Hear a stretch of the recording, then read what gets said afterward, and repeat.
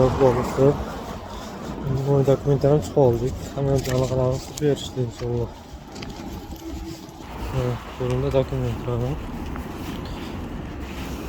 Ben çünkü o'tgan yil ochtirganimda nomerini yoqib qo'ydim O'zbekistonda.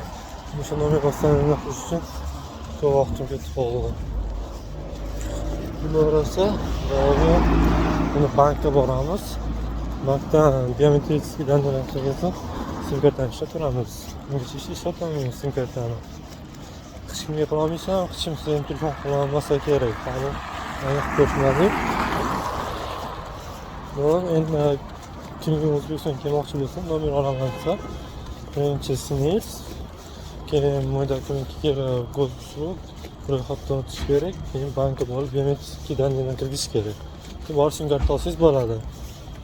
Yoki sim kart borib sim kart olib qo'yib, keyin buni qolganini ish qilsangiz bo'ladi.